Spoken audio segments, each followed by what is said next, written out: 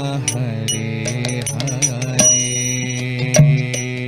Hare Krishna, Hare Krishna, Krishna Krishna, Hare Hare, Hare Ram, Hare Rama, Rama Rama, Hare Hare. Hare Krishna, Hare Krishna, Krishna Krishna, Hare Hare, Hare Ram, Hare Rama, Rama Rama, Hare Hare. Hare Krishna, Hare Krishna, Krishna Krishna, Hare Hare, Hare Ram, Hare Rama, Rama Rama, Hare Hare. Hare Krishna, Hare Krishna, Krishna Krishna, Hare Hare, Hare Ram, Hare Rama, Rama Hare Hare. Hare Krishna, Hare Krishna, Krishna Krishna, Hare Hare, Hare Ram, Hare Rama, Rama Rama, Hare Hare. Hare Krishna, Hare Krishna, Krishna Krishna, Hare Hare, Hare Rama, Hare Rama, Rama Hare Hare. Hare Krishna, Hare Krishna, Krishna Krishna, Hare Hare, Hare Ram, Hare Rama, Rama Ram, Hare Hare. Jaya Radha Madhava, Jaya Kunja Bihari, Jaya Gopi Jana Vallabha, Jaya Girivaradhari. Jai Radha Madhava, Jai Kunja Vihari, Jai Gopi Jana Vallabha,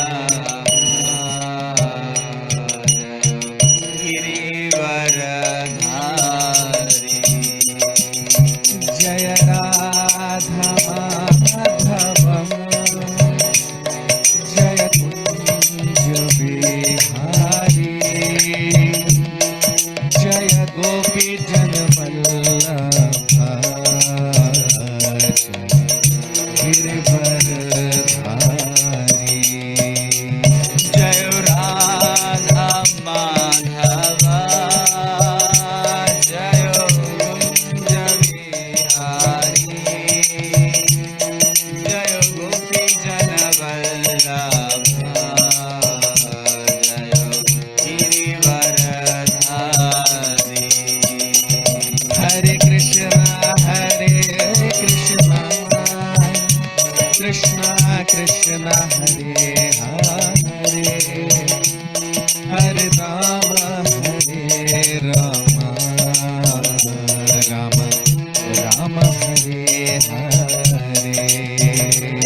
Hare Krishna, Hare Krishna, Krishna Krishna, Hare Hare, Hare Ram, Hare Rama, Rama Rama, Hare Hare.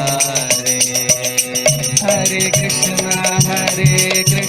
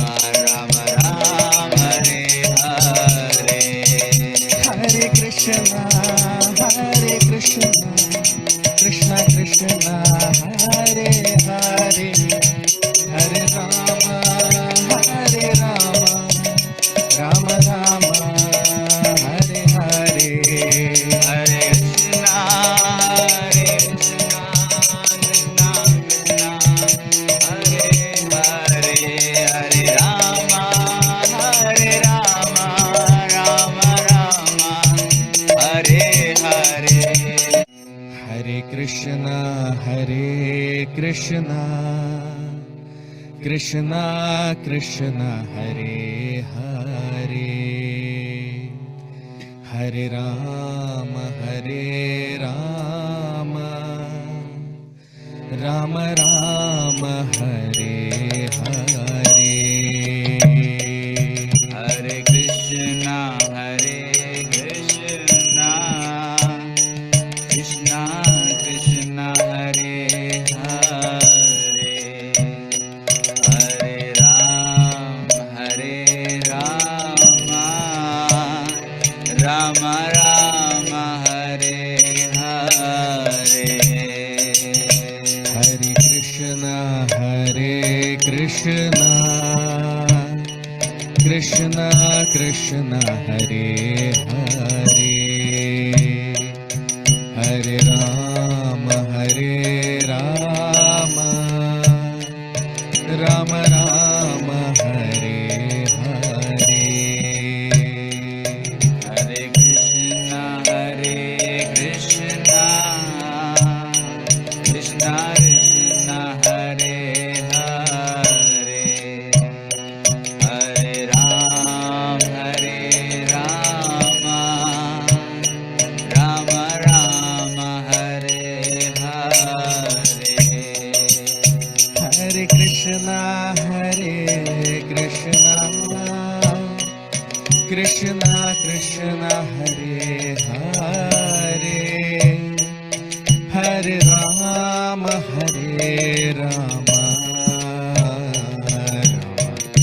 Rama Hare Hare. Hare Krishna, Krishna Krishna Hare Hare, Hare Rama Rama Rama Hare Hare. Hare Krishna, Krishna Krishna Hare Hare, Hare Rama Rama Rama Hare Hare. Hare Krishna, Krishna Krishna Hare Hare, Hare Rama Rama Hare Hare.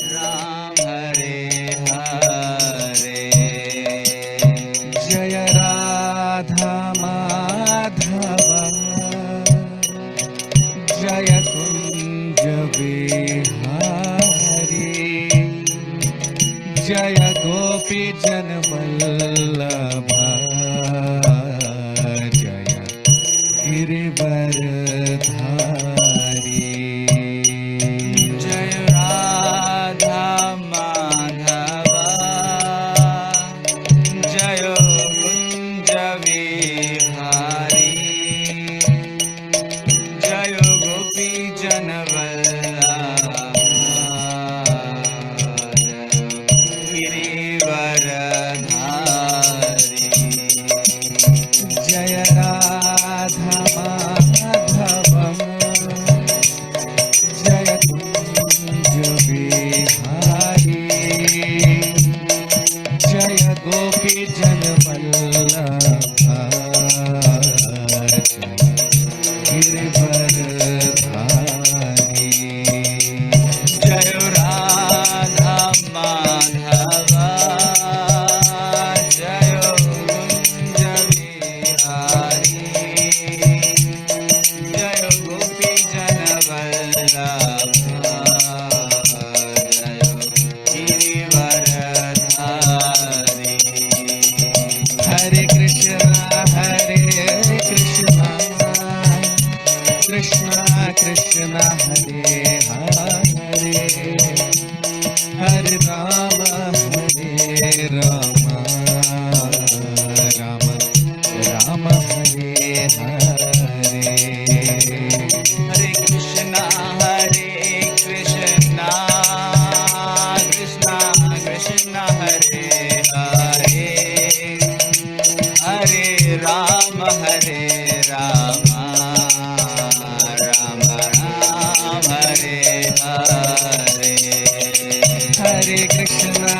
Krishna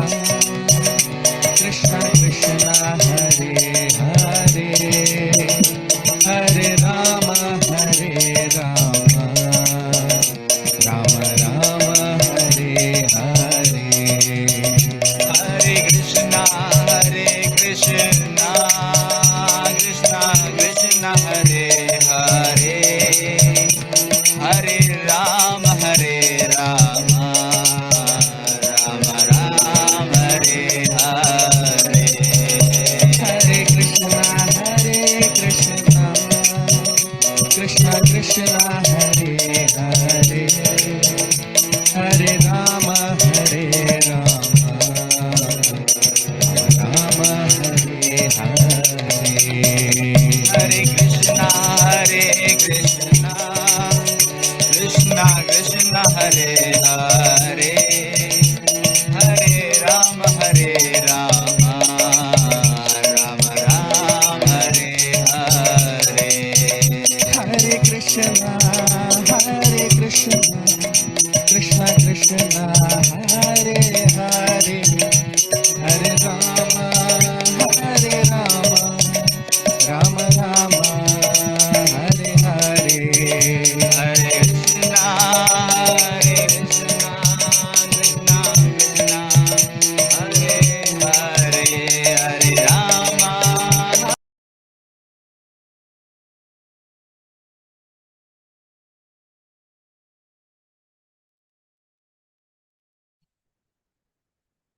Hare Krishna.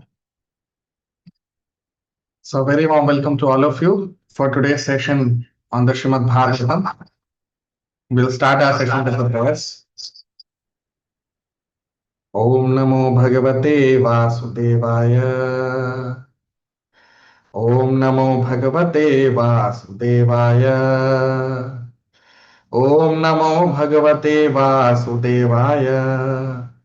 Narayanam Namaskritya. Naram Chaiva Narottamam. देवीं सरस्वतीं व्यासं ततो जयमुदीरयेत् नष्टप्रायेषु भद्रेषु नित्यं भागवत सेवया भगवति उत्तमश्लोके भक्तिर्भवति नैष्ठिकी.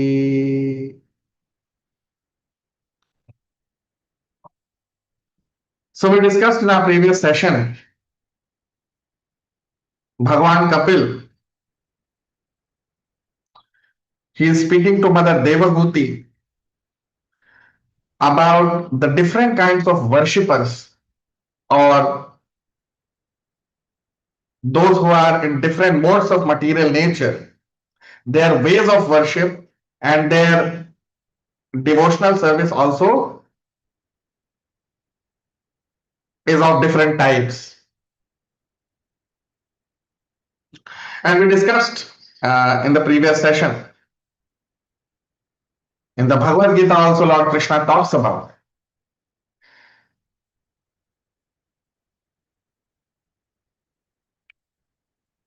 that there are four kinds of people who worship me. And we discussed in the previous session, Artharthi, Jigyasu, Jnani, Chaturvida Bhajante Maam Jana Sukritino Arjuna. Artharthi, Jigyasu, Jnani Cha Bharatarshapha. So all of you, those who are watching, in the comment section, you can mention the shloka number. I am reciting the shloka. In which shloka Krishna talks about it?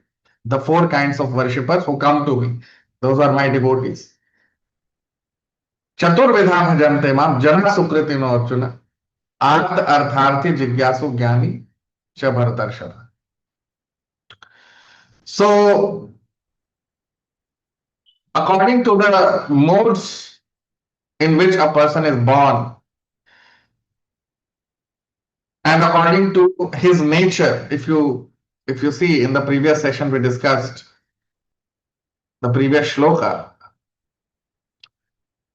you can all see on your screen.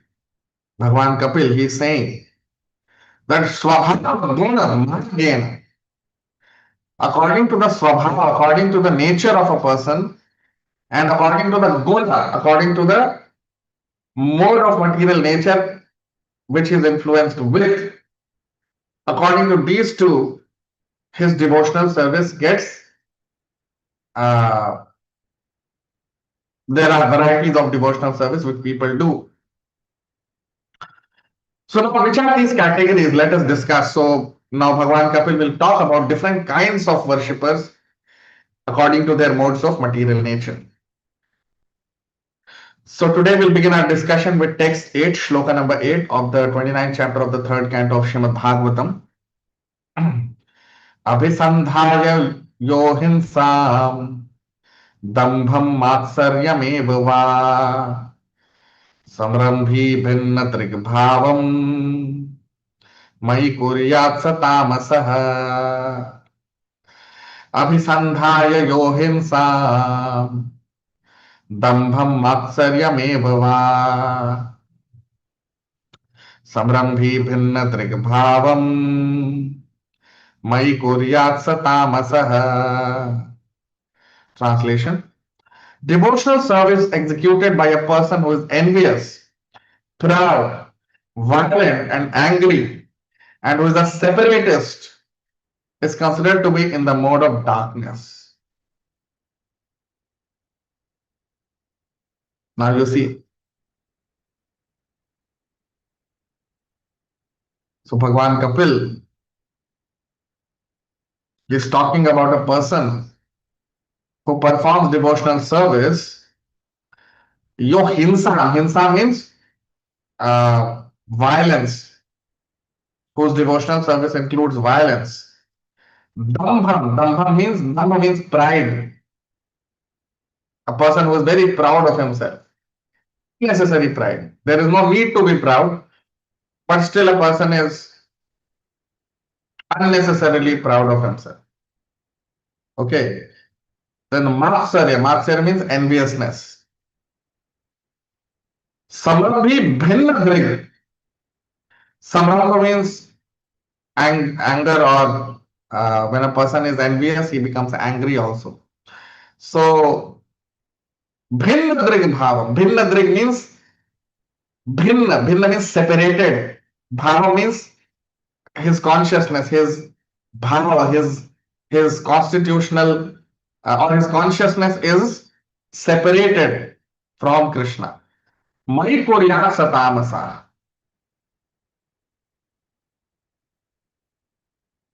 So Bhagwan Kapil is saying that such a person may offer devotional service to me, but such devotional service is tamasa. Tamasa means in the mode of ignorance.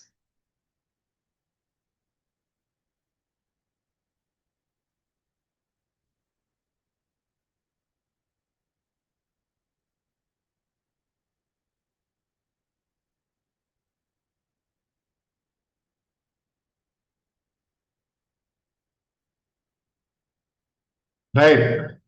So devotional service in the mode of ignorance, Bhagwan Kapil is talking about. Very good.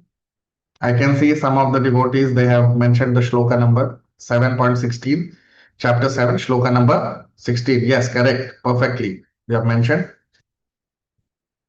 And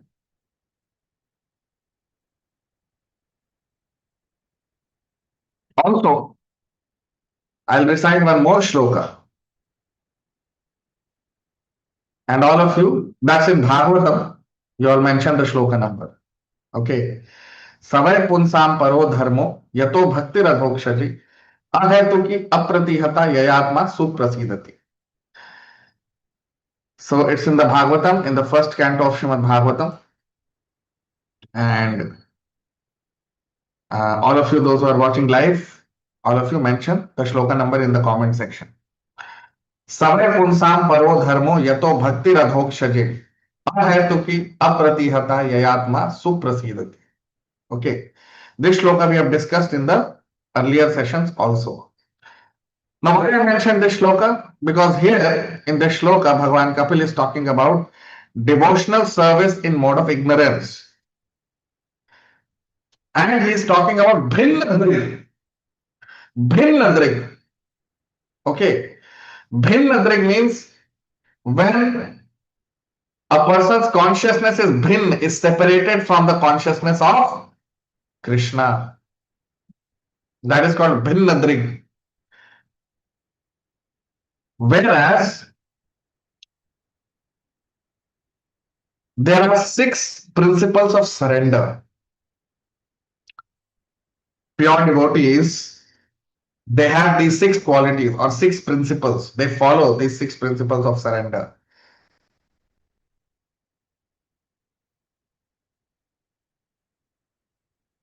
These 6, you can say, qualities which are found in pure devotees. And these are the 6 principles which complete our surrender to Krishna. When a person follows these 6 principles, that means he is fully surrendered. He is a pure devotee of Krishna. So what is the first principle? The first principle is anukulyasya sankalpa. That means whatever is favorable for my loving devotion to Krishna, I will accept it.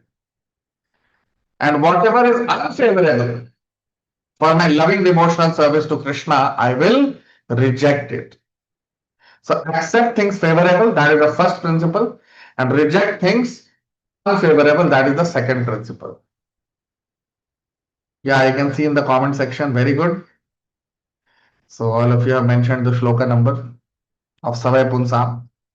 So accept things favorable and reject things unfavorable. Whatever is unfavorable for my bhakti, for my loving devotion to Krishna, I will reject it. That is the second principle. The first principle is whatever is favorable for my bhakti, I will accept. Whatever is unfavorable for my bhakti, I will reject. These are the first 2 principles. Third is to be exclusively dependent on the mercy of Krishna. Exclusively dependent on Krishna's mercy. A pure devotee of Krishna, he is not dependent on anyone. He is dependent on Krishna.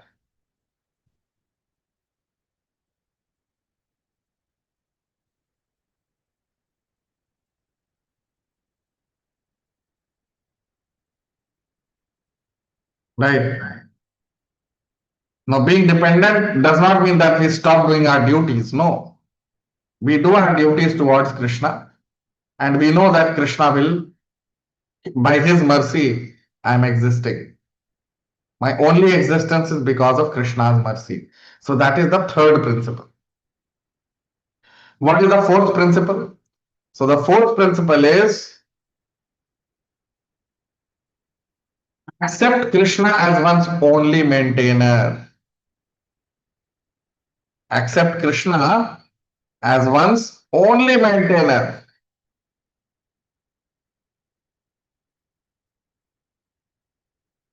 Krishna is my only maintainer. I am maintained by Krishna. Rakhe Krishna mare ke, mare Krishna rakhe. Everyone is maintained by Krishna, isn't it? It's a fact that we are all maintained by Krishna. So accept Krishna as one's only maintainer. That is the exalted consciousness of a human being. If we accept any other person as our maintainer, then what do we become? We become dogs. That is doggish consciousness.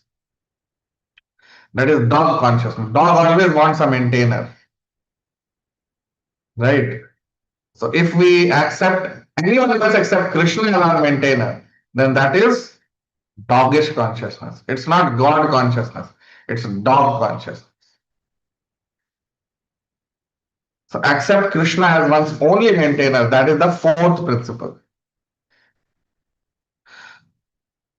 What is the fifth principle? The fifth principle is having no other desire than the desire of the Lord.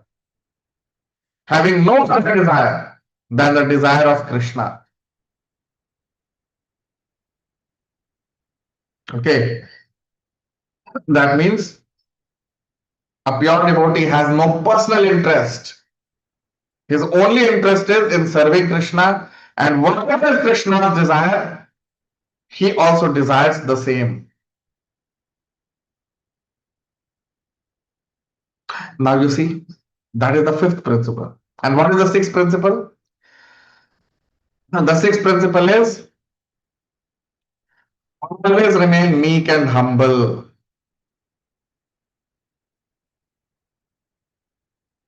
Always remain meek and humble. The kingdom of God is for the meek and humble. Those who are meek and humble, only they can access Krishna. Only they can go back to Krishna. So remaining meek and humble means what? Remaining meek and humble means when it comes to sin, when it comes to service, we should act like lion. No lethargy. We should act like a very powerful person. But when it comes to our seniors, our Guru Krishna, in front of them we should be very humble. Bow down our head. Simply hear from them. Just like we have example of Maharaj Parikshit. When he saw that Kali Purusha is torturing Canto in his kingdom, Maharaj Parikshit took out his sword to kill the miscreant, isn't it? He was such a powerful king that immediately he took out his sword and he was about to kill the miscreant who was torturing a cow in his kingdom. But when he had Shukdev Goswami in front of him, he just was folding his hands, bowing down, and simply hearing from him submissively.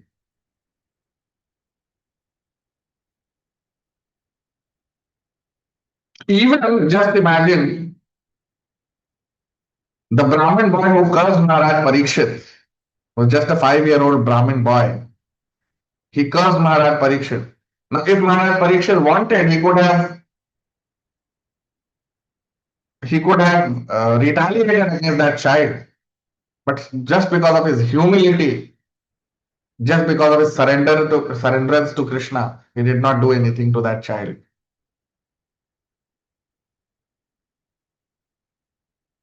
So humility, meekness and humility, these two qualities, they attract Krishna. And a devotee is always very meek and humble. Not in front of fools.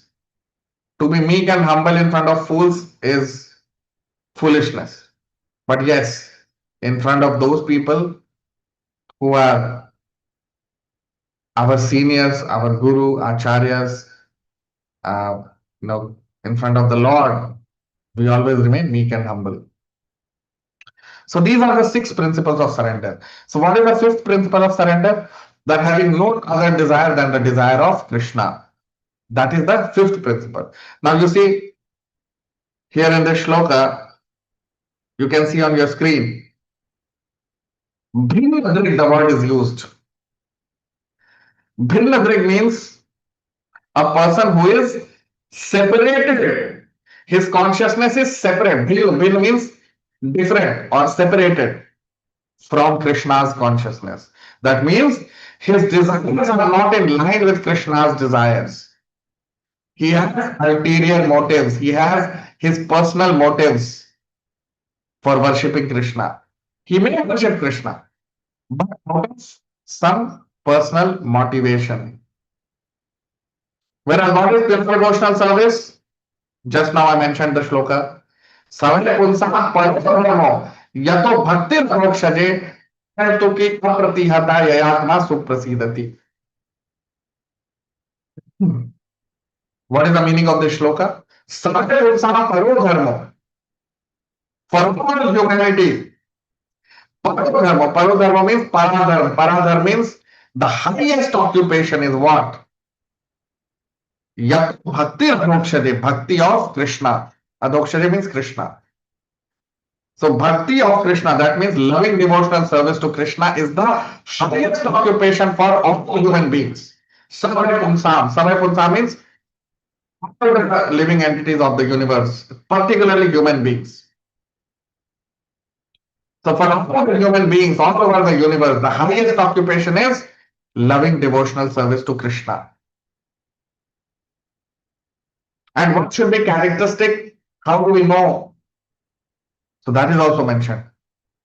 Hetuki apratihata yayatma suprasidati. Bhakti should be ahetuki. Ahetuki means causeless, without any ulterior motive, without any personal interest or personal desires. No. And apratihata means cannot be checked under any condition. That means it is not dependent on external factors. Whatever will the externals, but still my loving devotional service to Krishna will continue eternally.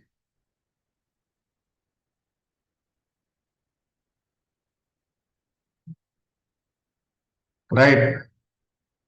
So that is the meaning of pure devotional service, where a devotee has no other desire than Krishna's desire.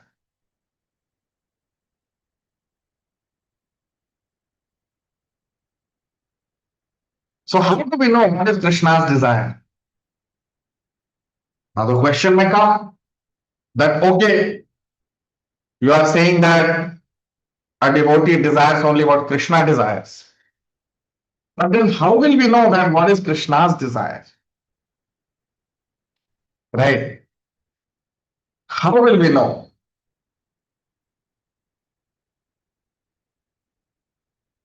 How will we fulfill Krishna's desires?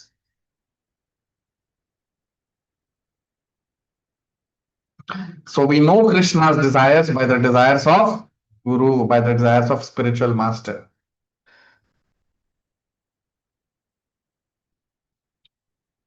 Fulfilling the desire of spiritual master means fulfilling the desire of Krishna. Because a spiritual master will never desire anything which is not Krishna's desire. Because he is a pure devotee. So he will desire what Krishna desires. So when we fulfill the desires of Guru, that is equivalent to fulfilling Krishna's desires. That is the principle of bhakti. Yasya prasada bhagavat prasado yasya prasada nagati kutopi. Yasya prasada, if we please Guru, bhagavat prasado. Bhagavat means Krishna is prasado, he is pleased.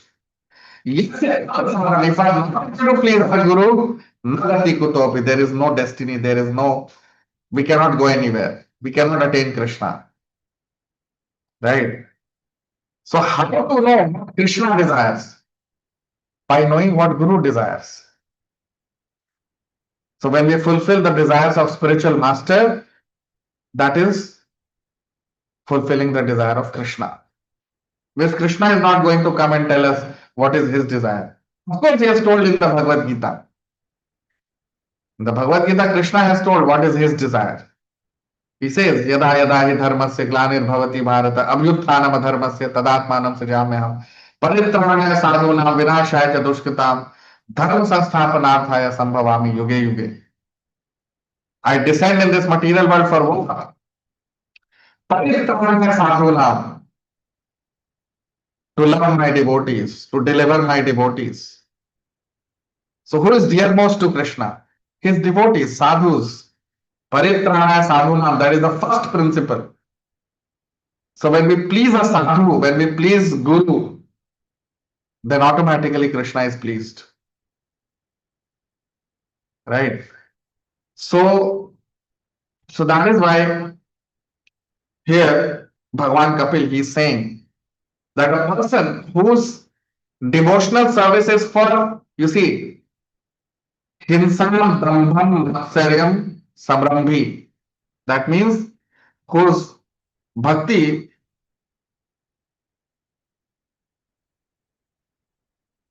if the nature of a person is violent, he is unnecessarily proud of proud of himself, unnecessary pride, puffed up person. Matsaryam, if a person is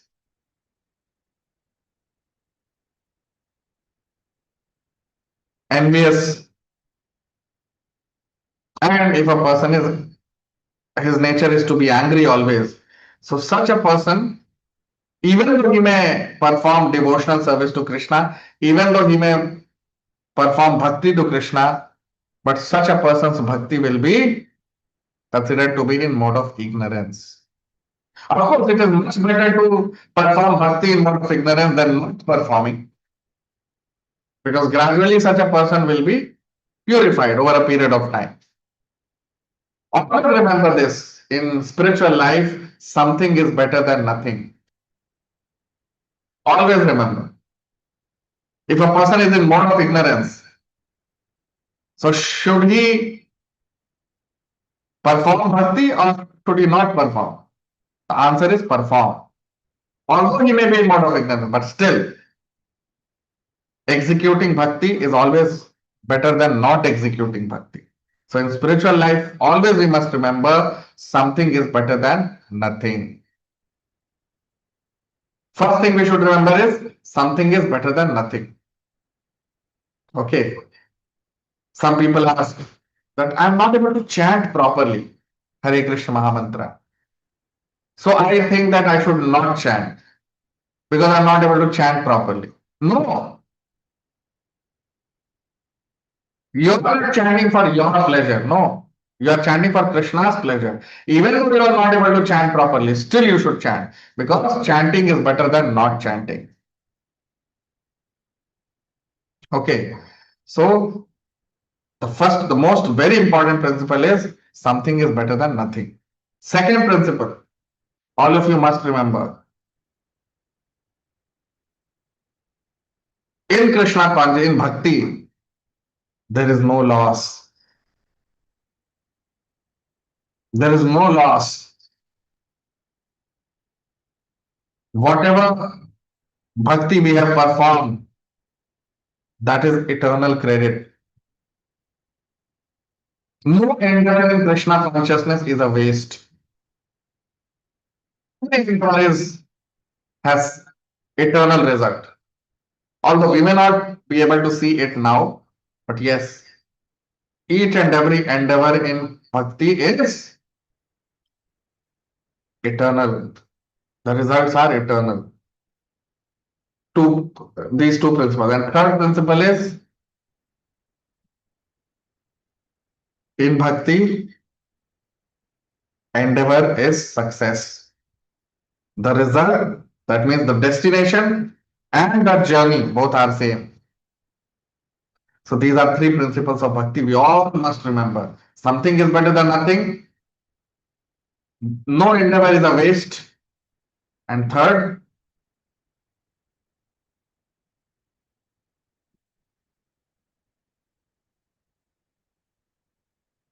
is that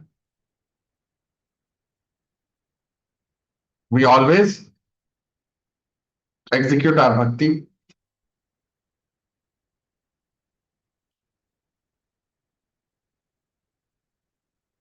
with the consciousness that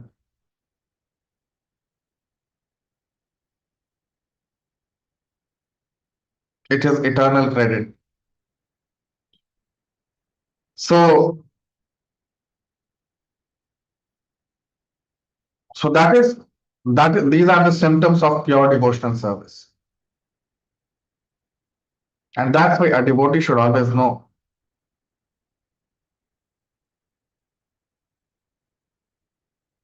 that our desires should always be in line with Krishna's desires. And that is why in the beginning stages of bhakti, whether a person is in tamoguna or rajoguna or sattvaguna, whether a person is in mode of ignorance or passion or goodness, whatever modes he may be in.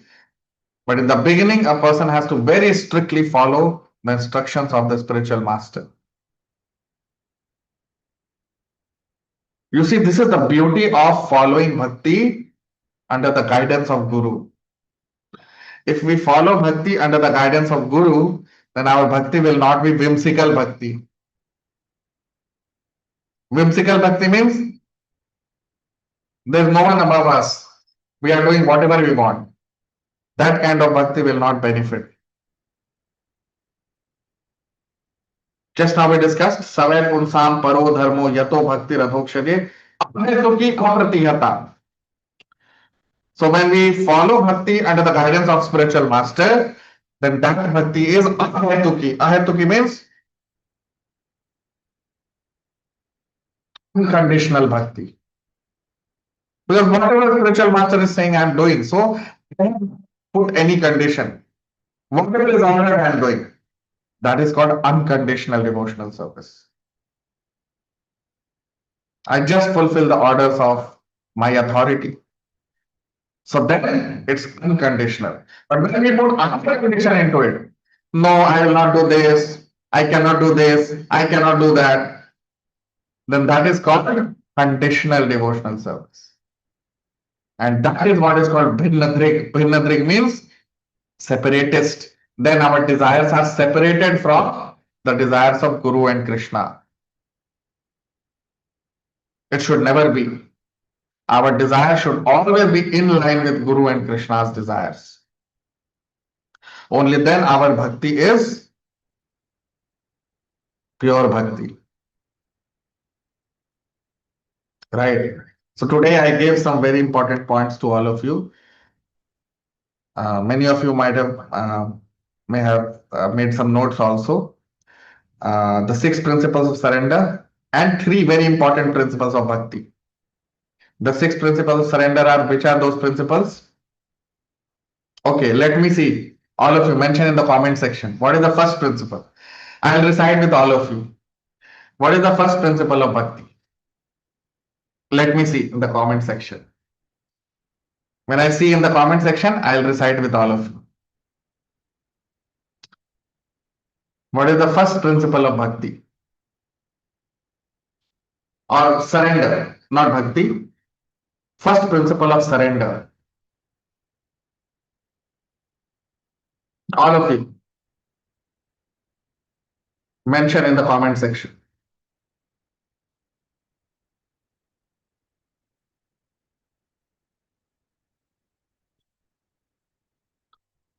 No one remembers. Just now I told all of you. Okay.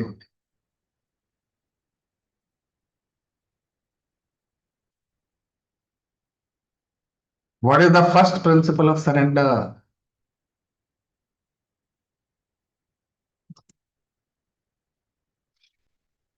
Okay, so again I'll recite.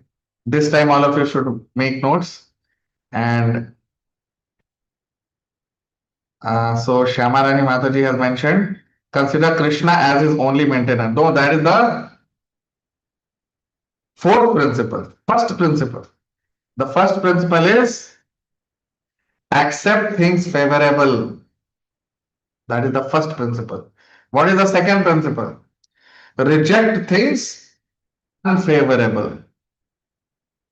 So whatever is favorable for my bhakti, I will accept. And whatever is unfavorable for my bhakti, I will reject. Okay. Third principle. What is the third principle? Accept Krishna as one's only maintainer. No, the third principle is be exclusively dependent on Krishna's mercy. That is the third principle. Be exclusively dependent on Krishna's mercy. Okay. What is the fourth principle? The fourth principle is accept Krishna as one's only maintainer. Krishna is maintaining me, no one else. Fifth principle, having no other desire than the desire of the Lord. And what is the sixth principle? To always remain meek and humble. To always remain meek and humble.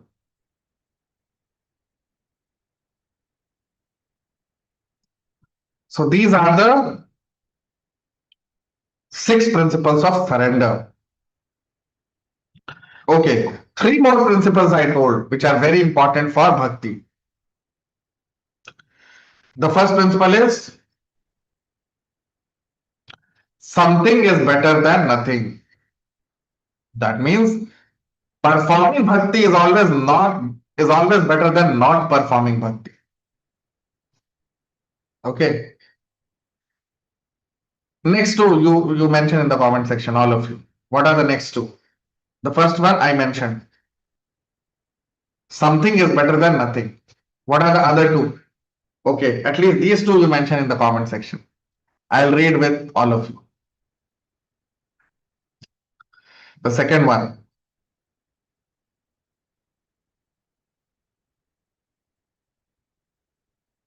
I'm waiting for all of you. First one is something is better than nothing. Yeah, very good. So Shyamarani Mataji has mentioned in bhakti there is no loss. Very good. So the second principle is no endeavor in bhakti is a waste. No endeavor is a waste.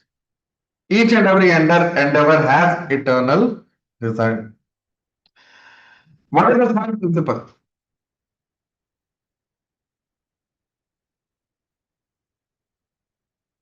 What is the third principle?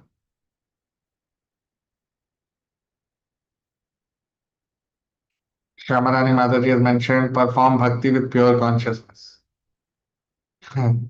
Yeah, similar, but what is the third? The third principle is the journey and the destination both are same. That is the third principle. So the first principle is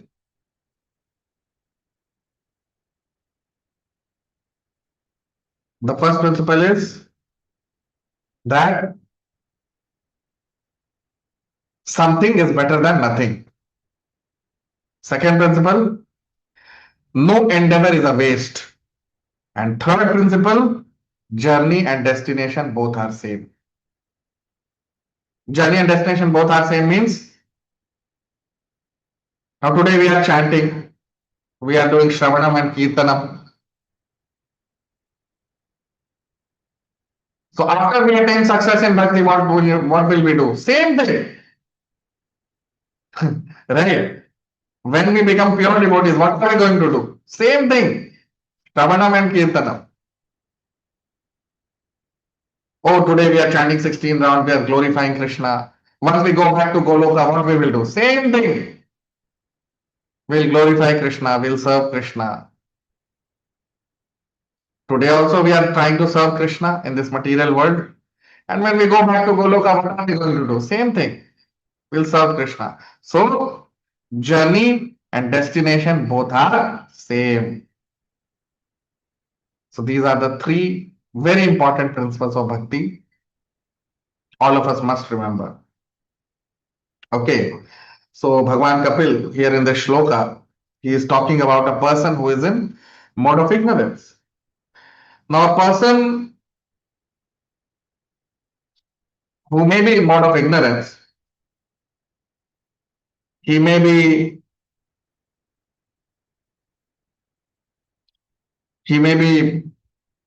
proud unnecessarily, he may be angry, he may be envious, he may be violent. But when he starts to perform bhakti, gradually, over a period of time, he will become purified of all his impurities. Okay. But we never mix with such a Vaishnava. Okay. Although the Vaishnava is impure, he is not performing pure bhakti. So we offer our respect to him. I mean, we don't disturb him or we don't criticize him, but we don't associate with him. Right?